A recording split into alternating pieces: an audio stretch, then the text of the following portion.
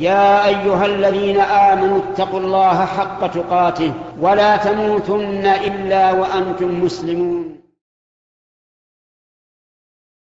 ولله الأسماء الحسنى فادعوه بها وذروا الذين يلحدون في أسمائه سيجزون ما كانوا يعملون. Pour ne rien rater des rappels de notre chaîne, n'oubliez pas de vous abonner et d'activer la cloche, Inch'Allah.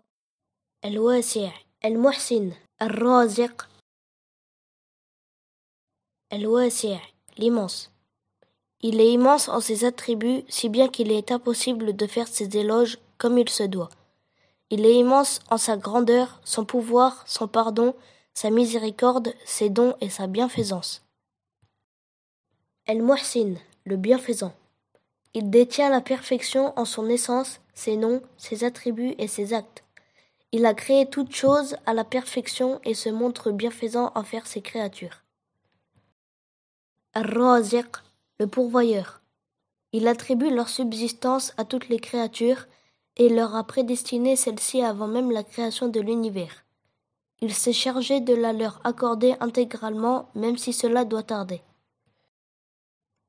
Hadith sur les noms d'Allah.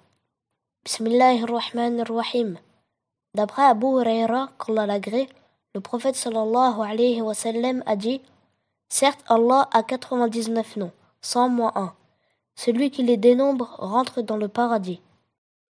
عن أبي هريرة رضي الله عنه قال النبي صلى الله عليه وسلم إن لله 99 اسما 100 إلا واحد من أحصاها دخل الجنة.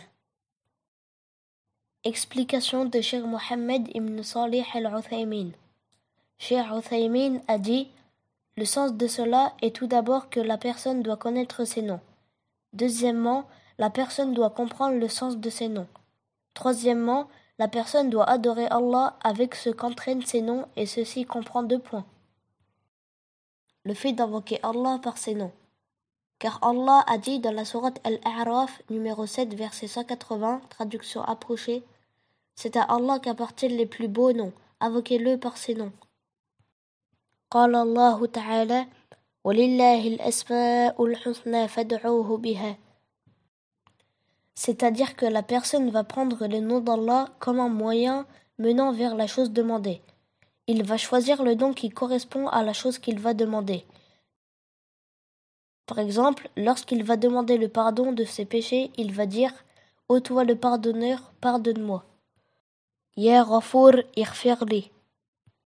Et il ne convient pas de dire: ô toi le dur en châtiment, pardonne-moi, car ceci ressemble à de la moquerie. Ya Shadidul Iqab ighfirli.